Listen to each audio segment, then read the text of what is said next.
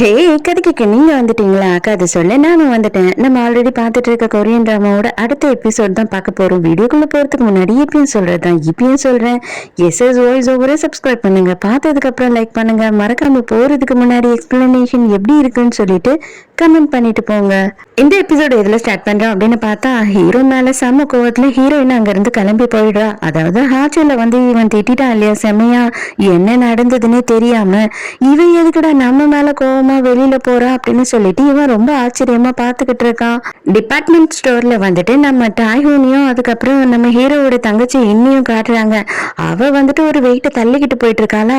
அப்ப இவன் கொஞ்சம் கூட யோசிக்காம வேக வேகமா வந்து ஹெல்ப் பண்றான். அவளுக்கு என்னன்னா சங்கடமா இருக்கு, இவ்வளவு பெரிய ஓனர் வந்துட்டு ஹெல்ப் பண்றாரு ஒரு ஸ்டாஃபுக்கு அப்படின்னு தெரிஞ்சதுன்னா எல்லாரும் என்ன நினைப்பாங்க. அதனால அவ என்ன சொல்றானா, இல்ல இல்ல நானே பண்ணிடுவேன், ஒன்னும் பெரிய விஷயம்லாம் இல்லைன்னு சொல்லும் போது, நீ எதுக்காக வந்துட்டு தனியா பண்ணிக்கிட்டு இருக்க, உன்னோட கூட வேலை செய்யறவங்களோட ஹெல்ப்புக்கு கூப்பிட வேண்டியது தானே அப்படின்னு சொல்லி கேட்கும் போது, இல்ல எல்லாரும் கொஞ்சம் பிஸியா இருக்காங்க, இவங்க வந்துட்டு என் கூட ஒர்க் பண்றவங்க இல்ல, இது வேற ஒரு கடை அப்படின்னு சொல்லி அவனுக்கு புரிய வைக்கிறா. சரி ஓகே, இன்னைக்கு மதியானம் நீ வந்து லஞ்ச் எத்தனை மணிக்கு சாப்பிடுவ, இன்னைக்கு எனக்கு மீட்டிங் கேன்சல் ஆயிடுச்சு, நீ என் கூட வந்து சாப்பிடுறியா அப்படின்னு கேக்குறானா. அந்த பொண்ணுங்க எல்லாம் இதை கேட்டுடுறாங்க. இவளுக்கு என்ன சொல்றதுன்னு தெரியல. சரி சரி ஓகே, ஒரு மணிக்கு நான் உன்னோட ஸ்டோருக்கு வந்து உன்னை கூட்டிட்டு போறேன் அப்படின்னு சொல்லிட்டு அவன் என்ன பண்றான்னா வேக வேகமா அதை தள்ளிக்கிட்டு போயிடுறான். அவன் கொஞ்சம் கூட இவளோட சூழ்நிலையை யோசிக்கவே மாட்டான். அதுக்குள்ள அங்க இருக்க பொண்ணுங்க எல்லாம், அவர் என்ன ஒரு ரிலேட்டிவா இல்ல உனக்கு நல்லா தெரியுமா, யார் அவரு அப்படின்னு கேட்கும் போது, இல்ல இல்ல அப்படியெல்லாம் இல்ல, என்னோட அண்ணாவோட ஃப்ரெண்டு ஜஸ்ட் அவ்வளவுதான் அப்படின்னு சொல்றான். நம்ம பாக்குறதுக்காக ஹீரோயின் வந்திருக்கா. எதுக்குடா இவ்வளவு அர்ஜென்ட்டா என்ன வர சொன்னேன், நீ ஏன்டா இப்படி பேய் மாதிரி உட்காந்துக்கிட்டு இருக்க அப்படின்னு சொல்லி கேக்குறா. எனக்கு நைட் எல்லாம் சுத்தமா தூக்கமே இல்ல, நேத்து ஜோ என்ன தெரியுமா பண்ணா, ஒரு பையன் கூட பிளைண்ட் டேட் போனா. ஆமா, அதுதான் போய் நீ சொதப்பிட்டிய, அதுக்கு என்ன இப்போ அப்படின்னு கேட்கும் போது, அதுக்கப்புறம் அவ வந்து நைட் எல்லாம் வீட்டுக்கு வரவே இல்லை, நான் அவ வீட்டு வாசல்லையே விடிய காலையில வரைக்குமே வெயிட் பண்ணேன், அவ நைட்டு எங்க போனா, அந்த பையன் கூடயே நைட்டு போய் ஸ்டே பண்ணாலான்னு எனக்கு தெரியல, அதனால எனக்கு தூங்க கூட முடியல தெரியுமா அப்படின்னு சொல்லும் போது, அவ்வளவுதானே சரி நானே போன் பண்ணி கேக்குறேன் அவகிட்ட எங்க போனான்னு சொல்லிட்டு அப்படின்னு ஹீரோயின் சொல்றா. ஐயோ வேணாம், போன் எல்லாம் பண்ணாத, போன் பண்ணி கேட்டு அவன் உண்மையை சொல்லிட்டா அப்படின்னா எனக்கு இன்னும் கஷ்டமாயிடும் அப்படின்னு சொல்றான். கரெக்டா அந்த டைமுக்கு நம்ம ஹீரோவும் பாக்குறதுக்காக வரான். அப்ப அவன் இது எல்லாத்தையுமே கேட்டுறான், ஜோவை பத்தி பார்க் பேசிக்கிட்டு இருந்த எல்லாத்தையும். சரி நான் இவங்க ரெண்டு பேரும் பேசுறாங்களே, அதனால நம்ம டிஸ்டர்ப் பண்ண வேண்டாம் அப்படின்னு சொல்லிட்டு அவனுமே அங்க வெளியிலயே உட்காடுறான்.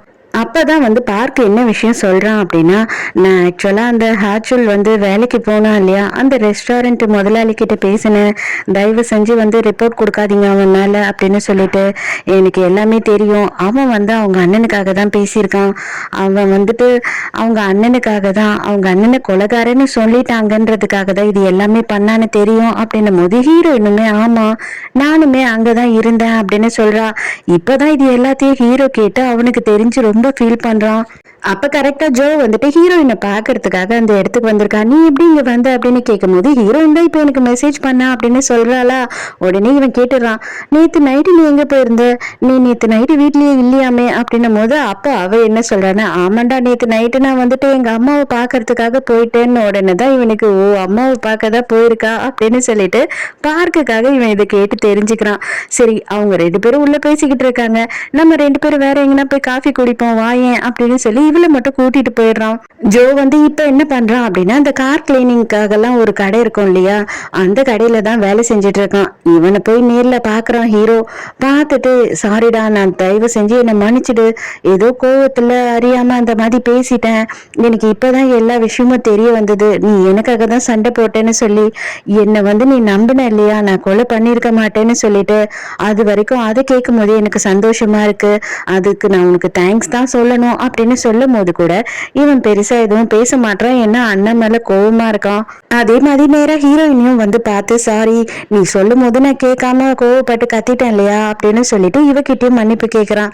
அதெல்லாம் விடு, எனக்கு ஒரு பிரச்சனையும் இல்லை, நீ ஹாச்சுல் கிட்ட பேசி சமாதானியா அப்படின்னு கேட்கும் போது, ஆமா நான் அவங்க கிட்ட போய் நீர்லயே பேசிட்டேன் அப்படின்னு சொல்லிட்டு, அந்த ஃபயர் ஒர்க் பாக்குறதுக்காக இவங்க ரெண்டு பேரும் போலான்னு பேசினாங்க இல்லையா, அதனால அதுக்கான டிக்கெட்டையும் வாங்கிட்டு வந்து மறக்காம வந்துரு, கண்டிப்பா வந்து டைமுக்கு வந்துரு, இல்லைன்னா அவங்க ஸ்டார்ட் பண்ணிடுவாங்க, அது முடிஞ்சிரும் அப்படின்னு சொல்றான். இவளுக்குமே வந்து பயங்கர சந்தோஷமா இருக்கு. 12 வருஷத்துக்கு முன்னாடி நம்மளால போக முடியாம போனது, இப்போ வந்து நம்ம ஃப்ரெஷ்ஷா மெமரியை கிரியேட் பண்ணுவோம் அப்படின்னு சொல்லிட்டு இவங்க 2 பேருமே வந்துட்டு பயங்கர ஹாப்பியா இருக்காங்க அங்க போறதுக்காக. மின்னன்னு சொல்லிட்டு நமக்கு புதுசா ஒரு கேரக்டரை காட்டுறாங்க. இவன் யார் அப்படின்னு பார்த்தா நம்ம சாமின் இருக்கான் இல்லையா, அவனோட ரெஸ்டாரண்ட்ல ஃபர்ஸ்ட் மேனேஜரா இருந்து அவனோட ரெசிபி எல்லாத்தையும் திருடிட்டு போயிட்டு புதுசா வேற ஒரு ரெஸ்டாரண்ட் ஓபன் பண்ணி இவன் அளவுக்கு பெரிய ஃபேமஸ் ஆயிட்டான். இப்போ இவனோட ரெஸ்டாரண்ட்டுக்கே அவன் வரானா, இவங்களுக்கெல்லாம் ஒண்ணுமே புரியல. அவன் எதுக்காக இங்க வந்திருக்கான், சார் உங்களை பார்க்கணும் அப்படின்னு சொல்றான், நீங்க கொஞ்சம் வெளியில வாங்க அப்படின்னு சொல்லி சாமினை கூப்பிட்டுட்டு போறாங்க. சாமின் வந்து ரொம்ப இன்னசென்ட்டா இருக்காரு. எதுக்காக இவங்க சேர்த்து வச்சு இங்கெல்லாம் பேசணும், அவன் எப்பேற்பட்டவன், இவருக்கே துரோகம் பண்ணிட்டு போனான், அவர் கொஞ்சம் கூட வந்துட்டு இவன் மேல இறக்கமே காட்டக்கூடாது அப்படின்னு சொல்லிட்டு ஸ்டாஃப்ஸ் எல்லாம் பிடிச்சி திட்டிக்கிட்டு இருக்காங்க. இவன் எதுக்காக இங்க வந்திருக்கான் அப்படின்னு பார்த்தா புது இன்வெஸ்ட்மெண்ட் பண்றதுக்கு ஒரு ஆளை கூட்டிட்டு வந்துட்டு நம்ம 3 பேரும் சேர்ந்து வந்து பெரிய பிசினஸா பண்ணலாம் அப்படின்னு சொல்லும் போது நம்ம சாமியனுக்கு அதுல இன்ட்ரெஸ்டே இல்ல. எனக்கு அதுல இன்ட்ரெஸ்ட் இல்ல, தயவு செஞ்சு நீங்க 2 பேரும் இங்க இருந்து கிளம்புனீங்கன்னா போதும் அப்படின்னு மூஞ்சில அடிச்ச மாதிரி சொல்லிடுறான். அப்பவும் வந்துட்டு இவங்க 2 பேர் மட்டும் எழுந்து போகாம இங்கேயே உட்காந்துட்டு இருக்காங்க. இந்த டிஷ் எல்லாம் நீங்க சாப்பிட்டு பாருங்க சார், கண்டிப்பா வந்து உங்களுக்கு பிடிக்கும் அப்படின்னு சொல்றான். அது மட்டும் இல்லாம நீங்க வந்துட்டு அவனை எப்படியாவது கன்வின்ஸ் பண்ண ட்ரை பண்ணுங்கன்னு சொல்லும் போது இவருமே சரி நான் முடிஞ்ச அளவு ட்ரை பண்றேன் அப்படின்னு சொல்றாரு. மின் வந்து ஸ்மோக் பண்றதுக்காக வெளியில வரான். கரெக்டா ஹீரோயின் அப்ப வரா. சரி இந்த ஏரியால ஸ்மோக் பண்ணக்கூடாது, இது வந்து ரெஸ்டாரண்ட், இங்க அலௌட் இல்ல, தயவு செஞ்சு இன்னும் கொஞ்சம் வெளியில போயிட்டு அடிங்க, இல்ல அப்படின்னா இங்க அடிக்காதீங்க அப்படின்னு சொல்றான். அதுக்கு அவன் என்ன சொல்றான்னா, நீ இன்னமும் இந்த இடத்துலயே தான் வேலை செஞ்சுக்கிட்டு இருக்கியா, நீ அந்த அளவு பெரிய டேலண்டடான ஒர்க்கர்லாம் கிடையாது, நீ பேசாம ஒண்ணு பண்ணு, நீ இந்த வேலைக்கு பதில் வேற வேலை பார்த்தீங்கன்னா வந்துட்டு உனக்கு நிறைய காசு கிடைக்கும், அது மட்டும் இல்லாம நீ செம சூப்பரா இருக்க, செம செக்ஸியா இருக்க, நீ அதனால உன்னோட ஜாபை மாத்தினீங்கன்னா நல்லா இருக்கும் அப்படின்னு சொல்றானா. இவளுக்கு ஹீரோயினுக்கு செம கோவம் வருது. என்னடா சொன்ன அப்படின்னு கேட்ட உடனே என் ரெஸ்டாரண்ட்ல வேணும்னா கூட வேலை தரேன், யோசித்து சொல்லு அப்படின்னு சொல்லிட்டு வேக வேகமா அங்க இருந்து போறான். ஹீரோயினுக்கா கடுப்பு தாங்க முடியல, இவனை எதனா பண்ணியே ஆகணும் அப்படின்னு சொல்லிட்டு செம கடுப்புல இருக்கா. உள்ள போயிட்டு நேரா குப்பையெல்லாம் எடுத்துட்டு போயிட்டு அவன் தலையிலேயே கொட்டிடுறா.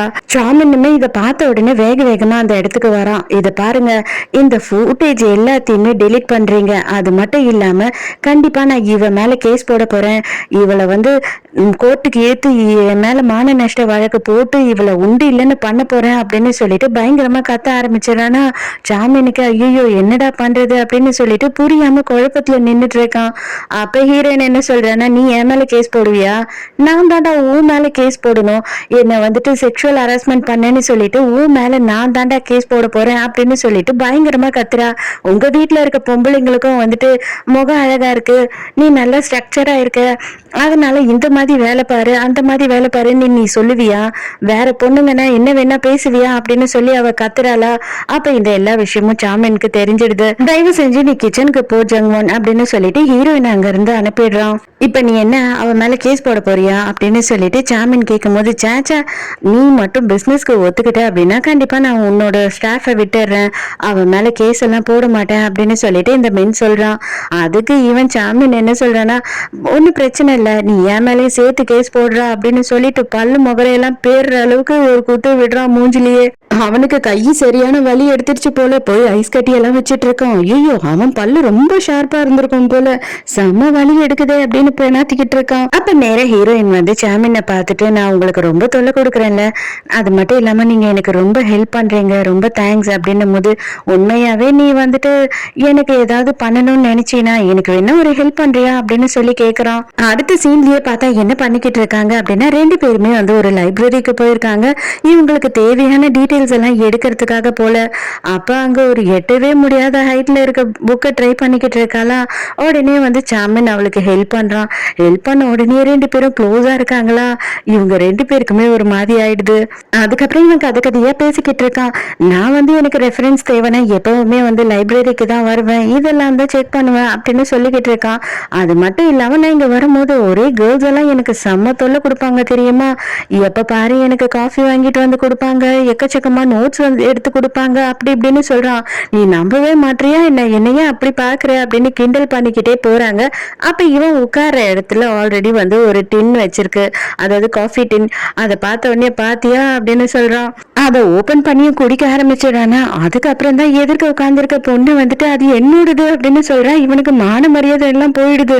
ஐயோ அடுத்தவங்களத எடுத்து குடிச்சிட்டோமா நம்ம அப்படின்னு சொல்லிட்டு ஹீரோயின் எதிர்க்க மானமே போச்சேடா அப்படின்னு முடிச்சிட்டு இருக்கான். நேரா அந்த பொண்ணு கூட்டிட்டு போயிட்டு வேற ஒரு காஃபியை வாங்கி கொடுத்து மன்னிப்பு கேட்டுட்டு வந்து பார்த்தா ஹீரோயின் அப்படியே கண்ணீர் விட்டு சிரிச்சுக்கிட்டு இருக்கா விழுந்து விழுந்து. ஐயோ என்ன மன்னிச்சிடுங்க சாமின், என்னால முடியல அப்படின்னு சொல்லும் போது, அது எனக்கு தானும் நினைச்சிட்டேன், எனக்கு இந்த மாதிரி நிறைய வாட்டி நடந்திருக்கு, அதுக்குள்ள நீ வந்துட்டு என்ன கேவலமா நினைச்சிடக்கூடாது அப்படின்னு வழிஞ்சிட்டு இருக்கான். ஈவினிங் என்ன பண்ற அப்படின்னு பார்த்தா சாண்ட்விச் எல்லாம் ரெடி பண்ணி பேக் பண்ற. இது எல்லாத்தையும் சாமின் பாக்குறான். என்னடா இவ இதெல்லாம் பண்ண மாட்டாளே அப்படின்னு சொல்லிட்டு அதுக்கப்புறம் சாமின் கிட்ட வந்துட்டு நான் நைட்டு இன்னைக்கு மட்டும் கொஞ்சம் சீக்கிரம் போய்கிட்டுமா அப்படின்னு சொல்லிட்டு பெர்மிஷன் கேட்கறான். அவனுமே சரின்னு சொல்லிடுறான். இங்க ஹீரோவை காட்டுறாங்க. ஹீரோ வந்து என்ன பாக்குறதுக்காக வந்திருக்கான். என்ன அப்படின்னு பார்த்தா அவனோட பழைய பொருள்ல இருந்து ஒரு MP3 பிளேயரை மட்டும் கொண்டு வா அப்படின்னு சொல்லியிருக்கான். அதை கொண்டு வந்து தரா. இவனுக்கு சடனா அந்த இடத்துல நெஞ்சு வலி வந்துடுதா. அவனும் வந்துட்டு ஃபுல்லா தேடி தேடி பாக்குறான். இவங்களா இருப்பாங்களா அவங்களா இருப்பாங்களா அப்படின்னு சொல்லிட்டு அப்புறம் பார்த்தாதான் தெரியுது டாயூன் இருக்கான் இல்லையா, அவனோட அப்பா வந்து அந்த டிபார்ட்மெண்டல் ஸ்டோர்ல தான் இருக்காரு. டாயூன் கிட்ட பேசிக்கிட்டு இருக்காரு. ஆனா ஹீரோவால கடைசி வரைக்கும் அவர் யாரு அப்படின்றத கண்டுபிடிக்கவே முடியல. இங்க கோஸ்ட் இருக்காரு இல்லையா, அவரோட பையனுக்கு ஆப்ரேஷன் நடந்து அது வந்து சக்சஸ் ஆகல. ஆப்ரேஷன் நடந்தும் அவரை காப்பாற்ற முடியாம போனதுனால அவர் பயங்கர ஃபீலிங்ல இருக்காரு. அப்ப அவர் பயங்கரமா அழுதுகிட்டே நம்ம ஹீரோ கிட்ட என்ன சொல்றாருன்னா, ஏதோ நான் சில மாசங்க வந்துட்டு என்னோட பையனை திரும்பி வந்து பார்த்தேன் அப்படின்றதே எனக்கு ரொம்ப சந்தோஷமா இருக்கு. ஆனா நான் ஒண்ணுதான் உன்கிட்ட சொல்லுவேன், இருக்கிறது எவ்வளவு நாள் அப்படின்னு நமக்கு தெரியாது, நம்மளால கண்டினியூவா இங்க இருக்கவும் முடியாது. சிலர் சில மாசங்க இருப்பாங்க, சில வருஷங்க கூட இருப்பாங்க. ஆனா சிலர்லாம் வந்து சில நாட்கள்லயே திரும்பி போயிடுவாங்க. அதனால எதையுமே வந்து நீ தள்ளி போடாத, நீ என்ன செய்யணும்னு நினைக்கிறியோ அதை தயவு செஞ்சிடு அப்படின்னு சொல்றாரு. இப்பதான் ஹீரோக்கே புரியுது, கண்டிப்பா நம்ம திரும்பி போய் தான் ஆகணும் அப்படின்றது. அதனால அவர் வந்து கஷ்டத்துல இருக்கும் போதுமே ஹீரோவை மட்டும் அனுப்பி வைக்கிறாரு. நீ உன் கேர்ள் ஃப்ரெண்டை வந்து வெளியில கூட்டிட்டு போறேன்னு சொன்ன இல்லையா, ஃபர்ஸ்ட் நீ அதை போய் பண்ணு அப்படின்னு சொல்றாரு. ஹாஸ்பிட்டல் வந்து போயிட்டு இருக்கான். அப்போ இவனுக்கு ஹாஸ்பிட்டல்லையுமே வந்து நெஞ்சு வலி வருது. ஐயோ அவன் டிபார்ட்மெண்டல் ஸ்டோர்ல தானே இருந்தான்னு நினைச்சேன், ஆனா இப்போ ஹாஸ்பிட்டல்லையும் எனக்கு நெஞ்சு வலிக்குது, எதனால அப்படின்னு சொல்லிட்டு மறுபடியும் அவன் சுத்தி சுத்தி பாக்குறான். ஆனா வந்துட்டு அந்த கோஸ்ட் சொன்னதுதான் இவனுக்கு ஞாபகம் வருது, எப்பனாலும் நம்ம திரும்பி போயிடுவோம், அதனால கண்டிப்பா வந்து நம்ம ஹீரோயினை மட்டும் விட்டுறக்கூடாது அப்படின்னு சொல்லிட்டு இவன் என்ன பண்றான்னா இங்க அவனை தேடாம ஹீரோயினை பாக்குறதுக்காக போறான். அதுக்கப்புறம் பார்த்தாதான் தெரியுது டாயனோட அப்பா வந்து ஒரு ட்ரீட்மெண்ட் விஷயமா ஹாஸ்பிட்டலுக்கு வந்திருக்காரு. அதுவும் வேற யார்கிட்டயும் கிடையாது, நம்ம யங்கோட கேர்ள் ஃப்ரெண்டோட அம்மா இருக்காங்க இல்லையா, அவங்க கிட்டதான். ஹீரோயின் ஆபீஸ்ல இருந்து கிளம்புறா. அந்த டைமுக்கு ஒரு பார்ட்டிக்கு ஹெல்ப் பண்றதுக்காக வேகமா ஓடுறா. அதே டைமுக்கு சாமின்னும் வந்து வெளியில வரான். அவனுமே இதை பார்த்துடுறானா, அவனும் ஹெல்ப் பண்றதுக்கு வேகமா ஓடி வரான். கரெக்டா நம்ம சாமினுக்கு ஒரு கார்ல ஆக்சிடென்ட் ஆயிடுது, தூக்கி கடாசிடுது. அதே நேரத்துக்கு ஹீரோ இங்க கண்டிப்பா இந்த வாட்டி உனக்கு நல்ல மெமரியை கொடுத்துட்டு தான் நான் போவேன், இன்னைக்கு வேற எதை பத்தியும் எனக்கு கவலை இல்லை அப்படின்னு சொல்லிட்டு வேகமா ஹீரோயினை பாக்குறதுக்காக ஓடி வரான். ஆனா ஹீரோயின் வந்துட்டு சாமின் ஹாஸ்பிட்டல்ல சேர்த்துட்டு வெயிட் பண்ணிக்கிட்டு இருக்கா. சாமின் வந்துட்டு கொஞ்ச நேரம் கழிச்சுதான் கண்ணை திறக்கிறான். ஹீரோயின் வந்துட்டு உங்களுக்கு ஒண்ணும் இல்ல, உங்களுக்கு ஓகே தானே, எதுவும் மறந்தெல்லாம் போல இல்ல அப்படின்னு சொல்லி கேட்டுக்கிட்டு இருக்கா. அப்பதான் இவன் கேக்குறான், நீ பெர்மிஷன் கேட்டல, ஏதோ முக்கியமான விஷயம் வெளியில போகணும்னு சொல்லிட்டு அப்படின்னும் போது, இல்ல உங்களுக்கு ஆக்சிடென்ட் ஆயிடுச்சு, உங்களை அப்படியே விட்டுட்டு நான் எப்படி போக முடியும், அதனாலதான் நான் போல அப்படின்னு சொல்றா. அப்ப சாமினை பாக்குறதுக்காக அவனோட 2 ஃப்ரெண்ட்ஸ் வராங்க. வந்த உடனே இவன் என்ன பண்றானா, நீ கிளம்பி இவங்க 2 பேரும் என்ன பாத்துக்குவாங்க, நீ உடனே போ அப்படின்னு சொல்லிட்டு ஹீரோயினை அங்க இருந்து அனுப்பிடுறான். ஹீரோயின் வேகமா ஓடி அந்த இடத்துக்கு வந்து பார்த்தா ஆக்சுவலா ஆல்ரெடி எல்லாமே முடிஞ்சிட்டு இருக்கு. அவ பயங்கரமா ஃபீல் பண்றா. எங்கடா ஹீரோ அப்படின்னு சொல்லி தேடி பார்த்துக்கிட்டு இருக்க. இப்பதான் அவளை பார்த்து இவனும் அங்க வரான். அதுக்கப்புறம் இவன் கிட்ட எல்லாத்தையும் சொல்லி புரிய வைக்கிற. இவனுமே வந்துட்டு பரவாயில்ல, அவருக்கு ஆக்சிடென்ட் ஆயிடுச்சு இல்லையா, அதுதான் முக்கியமான விஷயம், மற்றபடி இந்த ஃபயர் ஒர்க்ஸ் தானே, நம்ம நெக்ஸ்ட் இயர் கூட கண்டிப்பா பாத்துக்கலாம் அப்படின்னு சொல்றான். நீயாவது பாத்தியா, ரொம்ப நல்லா இருந்ததா அப்படின்னு கேட்கும் போது, ஆமா உண்மையாவே ரொம்ப நல்லா இருந்தது அப்படின்னு சொல்றான். அதுக்கப்புறமா இவன் வந்துட்டு வேற விஷயமா சோகமா இருக்கான் இல்லையா, நம்ம லேட்டா வந்துட்டு இருந்தா இவன் சோகமா இருக்கான் போல நினைச்சுக்கிட்டு இவன் என்ன பண்றானா கையில மாத்தாப்பெல்லாம் புடிச்சுக்கிட்டு அவ பாட்டு டான்ஸ் ஆடி இவனை சிரிக்க வைக்க ட்ரை பண்ணிக்கிட்டு இருக்கா. இவளை வீடு வரைக்கும் அவன் கூட்டிட்டு வந்து விட்டுறான். இருந்தாலுமே வந்து அவகிட்ட இந்த விஷயத்த எதையுமே சொல்லல. அவரு சொன்னார் இல்லையா, கண்டிப்பா இவன் திரும்பி போயிடுவான்னு சொல்லிட்டு. அதை வந்து எப்படிலாம் நம்ம சொல்றது, இவ மறுபடியும் ரொம்ப ஃபீல் பண்ணுவா அப்படின்றதுக்காக இவன் சொல்லாமையே விட்டுறான். அடுத்த சீன்லயே பார்த்தா 2 பேரும் உட்காந்து டிவி பார்த்துக்கிட்டு பாப்கார்ன் சாப்பிட்டுக்கிட்டே இருக்காங்க. அப்படியே கிஸ் பண்ண ஆரம்பிச்சிடுறாங்க. அதுக்கப்புறம் பார்த்தா தான் தெரியுது அது மறுநாள் தூக்கத்துல இருந்து அலறி அடிச்சு எழுந்துக்கிறா. இவன் மறுநாளும் வந்துட்டு ஹாஸ்பிட்டலுக்கு வந்து தேடுறான். அதாவது அந்த ஆள் இருப்பானா, மறுபடியும் நெஞ்சு வலி வருமா அப்படின்ற மாதிரி ஒரு இடமும் போய் தேடிக்கிட்டு இருக்கான். ஹாஸ்பிட்டலை விட்டு வெளியில வரான். வெளியில வந்த உடனே அவன் நெஞ்சு மறுபடியும் வலிக்க ஆரம்பிக்குது. அப்ப இங்கதான் கண்டிப்பா அந்த ஆள் இருப்பான் அப்படின்னு சொல்லிட்டு மறுபடியும் அங்க இங்கன்னு தேட ஆரம்பிக்கிறானா. அப்ப கரெக்டா ஒரு கார் வந்து கிளம்புது. அந்த கார்ல வேற யாருமே இல்ல, தாயனோட அப்பா தான் இருக்காரு. அவரு இவனை பார்த்த உடனே பயங்கரமா ஷாக் ஆகுறாரு. இவருக்கு வந்து கார்ல போயிட்டு இருக்கும் போது வந்து ஒரு போன் வருது. யாரு அப்படின்னு பார்த்தா நம்ம ஜாமீன் இருக்கான் இல்லையா, அவனோட ஆன்டி. அதாவது அவன் கூட கேட்டிருப்பானே, அங்கிளோட சாவுக்கு கூட நீங்க வரல அப்படின்னு சொல்லிட்டு அவங்கதான் கால் பண்றாங்க. இவர் அவங்கள மதிக்கவே மாட்டாரு. உங்ககிட்ட எனக்கு பேசுறதுக்கெல்லாம் ஒண்ணுமே இல்லை, நான் போனை வைக்கிறேன் அப்படின்னு சொல்றாரா. என்ன தேடி ஒரு போலீஸ்காரர் வந்திருந்தாரு. நீங்க தான் வந்துட்டு அவரோட இறுதி சடங்குக்கு வரவே இல்லை இல்லையா, அதனால உங்களுக்கு தெரியல. அவர் வந்து கன்ஃபார்மா வந்து உங்க புருஷன் தான் அந்த ஆக்சிடென்ட் பண்ணாரா, அதுல எங்களுக்கு டவுட்டா இருக்கு அப்படின்லாம் கேள்வி கேட்டாரு அப்படின்னு சொல்லும் போது, நான் உன்னை நேர்ல வந்து பாக்குறேன் அப்படின்னு சொல்லிட்டு நேர்ல போய் பாக்குறாரு. பார்த்த உடனே அவங்க சொல்றாங்க, இந்த மாதிரி பழைய கேஸ பத்தி விசாரிச்சுக்கிட்டே இருந்தாரு. எனக்கு ஒரு உண்மையை சொல்லுங்க, உண்மையாவே 12 வருஷத்துக்கு முன்னாடி ஏன் புருஷன் வந்துட்டு உங்ககிட்ட காசுக்காக தான் அதை பண்ணாரா, இல்ல வேற எதனா ரீசன் இருக்கா அப்படின்னு சொல்லி கேக்குறாங்க. எதுக்கு நான் உனக்கு பதில் சொல்லணுன்ற அவசியம் எனக்கு இல்லை. ஆனா நான் ஒன்னே ஒண்ணு உனக்கு சொல்லிக்கிறேன், நீ உன் வாயை மட்டும் சும்மா வச்சுக்கிட்டு வாயை விட்டுட்டு எதுவும் தேவையில்லாம உளராத அப்படின்னு சொல்லிட்டு அங்க இருந்து போயிடுறாரு. அடுத்து இவங்க நேரா வந்து ஜாமீனை தான் பார்க்க வந்திருக்காங்க. ஆக்சுவலா இவனுக்கு 10 வயசு இருக்கும் போது இவங்க அம்மா இறந்துட்டு இருக்காங்க. அதுக்கப்புறம் இவங்க அப்பா இவனை பத்தி எந்த கவலையும் படாம 2வது கல்யாணம் பண்ணி 2வது புள்ள பெற்று அவர் வந்து அவரோட லைஃப சந்தோஷமா பார்த்துக்கிட்டு இருந்திருக்காரு. ஆனா அதுக்கப்புறம் இவங்க 2 பேரும் தான், அதாவது அங்கிளும் ஆன்டியும் தான் இவனை நல்லபடியா வளர்த்திருக்காங்க. இவங்களுக்கு ஒரு பொன் குழந்தை இருந்திருக்கு. அந்த பொன் குழந்தைக்கு வந்து ஏதோ வியாதி இருந்தது, அதை காப்பாற்ற முடியாம இறந்து போயிருக்கா. அதுக்கப்புறம் இப்ப ஹஸ்பண்டும் இறந்துட்டாரு இல்லையா, அதனால இவங்க நான் தனியாவே இருக்கேன், அதனால என் தங்கச்சி ஆஸ்திரேலியால இருக்கா, அவ கூப்பிடுறா, அவ கூட போய் நான் செட்டில் ஆக போறேன், தயவு செஞ்சு நீ நல்லா இருப்பா, எனக்கு அது மட்டும் போதும், நீயாவது சந்தோஷமா இருக்கணும், அதுதான் உங்க அங்கிளோட ஆசையும் என்னோட ஆசையும் அப்படின்னு சொல்லிட்டு இவங்க ஆஸ்திரேலியாவுக்கு கிளம்புறாங்க. நம்ம ஹீரோ என்ன பண்றா அப்படின்னு பார்த்தா கோஸ்ட் இருக்காரு இல்லையா, அவர்கிட்ட வந்துட்டு எனக்கு சம்பாதிக்கணும், சம்பாரிச்சு எல்லாருக்கும் ஹெல்ப் பண்ணணும், அதுக்கு எதனா ஐடியா கொடுங்க, நீங்க எப்படி சம்பாதிக்கிறீங்க அப்படின்னு கேட்கும் போது அவர் என்ன சொல்றாரு அப்படின்னு பார்த்தா, ஆக்சுவலா வந்து இவருக்கு 100 வயசுக்கு மேல ஆகுதான். இவர் என்ன வேலை பண்ணிக்கிட்டு இருந்தாரு அப்படின்னா, அந்த காலத்துல மலை மேல போயிட்டு இந்த மூலிகை எல்லாம் பறிப்பாங்க இல்லையா, அந்த வேலை தான் பண்ணிக்கிட்டு இருந்திருக்காரு.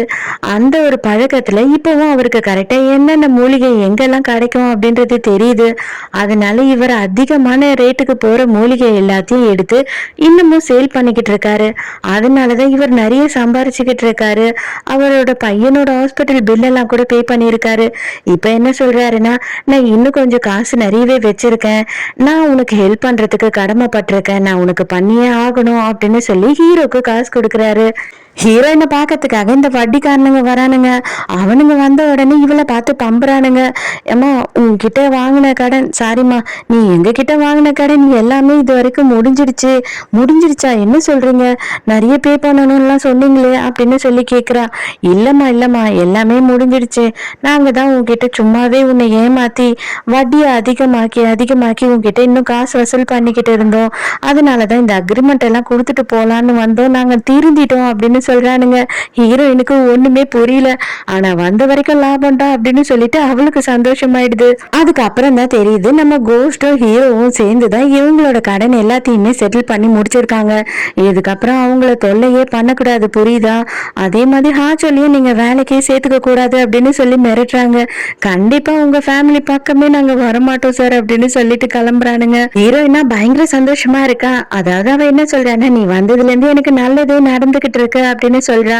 பட் ஆனா ஹீரோ இவன் தான் செட்டில் பண்ணான் அப்படின்றது ஹீரோயினுக்கு தெரியக்கூடாது அப்படின்னு சொல்லியிருக்கான். இவளுமே வந்துட்டு அப்படியா அப்படின்னு சொல்லி புதுசா கேக்குற மாதிரி தான் ரியாக்ட் பண்ணிட்டு இருக்கான். ஜோ வந்து ஹீரோயினுக்கு ஃபோன் பண்ணி நீயும் ஹீரோவும் 2 பேருமே வந்துட்டு சீக்கிரமா ஹேண்ட் ரிவருக்கு வாங்க, நாங்க எல்லாருமே வந்து பார்ட்டி பண்ணலாம் அப்படின்னு பிளான் பண்ணியிருக்கோம் அப்படின்னு சொல்றாளா. ஆனா ஹீரோவும் ஹீரோயினும் என்ன பிளான் பண்ணியிருக்காங்க அப்படின்னு பார்த்தா தியேட்டருக்கு போய் படம் பார்க்கலாம் அப்படின்னு பிளான் பண்ணியிருக்காங்க. அதனால இவ என்ன சொல்றானா, எனக்கு நைட் ஷிஃப்ட் இருக்கு, அது மட்டும் இல்லாம அவனும் எங்க இருக்கான்னு எனக்கு தெரியல அப்படின்னு போய் சொல்லிடுறா. அங்க போனாதான் தெரியுது இவங்க போறது வந்து ஒரு சர்டிபிகேட் மூவியா. இல்ல இவரோட ஐடி கார்டு இல்லாம நாங்க இவருக்கு டிக்கெட் கொடுக்க மாட்டோம் அப்படின்னு சொல்லிட்டு இவரை துரத்தி விட்டுடுறாங்க. அதனால இவங்க 2 பேரும் என்ன பிளான் பண்றாங்க அப்படின்னா, பாப்கார்ன் எல்லாம் ரெடி பண்ணிட்டு நைட்டு சரி நம்ம சேர்ந்து வீட்லயே படம் பார்க்கலாம் அப்படின்னு சொல்லிட்டு படம் பார்க்க ஆரம்பிக்கிறாங்க. அதுதான் வந்துட்டு ஹாரர் மூவி இல்லையா, அதனால இவ பயந்து பயந்து பார்த்துக்கிட்டு இருக்கா. அப்ப பார்த்தா வெளியில இவங்களோட ஃப்ரெண்ட்ஸ் 3 பேரோட குரலுமே கேக்குது. அவங்க இங்க வந்திருக்காங்க போல, நான் போய் கதவு திறக்கட்டா அப்படின்னு சொல்றான் ஹீரோ. ஏன்னா ஹீரோக்கு இந்த விஷயமே தெரியாது. அதுக்கப்புறம் தான் டேய் என்னை கோத்து விட்டுட்டு அதை கம்முன்னு வாயை மூடிட்டு உட்காருடா அப்படின்னு சொல்லி பிடிச்சி உட்கார வச்சிடறா. நம்ம 2 பேரும் தனியா இருக்கலாம்னு சொல்லிட்டு நான் தான் எல்லாத்தையும் சோதிப்பிட்டேன், தயவு செஞ்சு வாயை மூடிக்கிட்டுறா அப்படின்னு சொல்றாளா. இதோடயே இந்த எபிசோட் முடியுது. இந்த எபிசோட் உங்களுக்கு பிடிச்சிருந்ததா, என்னோட எக்ஸ்பிளனேஷன் பிடிச்சிருந்ததான்னு சொல்லிட்டு மறக்காம எனக்கு கமெண்ட்ல சொல்லுங்க. ஸோ நாளைக்கும் மறக்காம கதை கேட்க வந்துருங்க, நானும் மறக்காம கதை சொல்ல வந்துடுறேன். பாய்.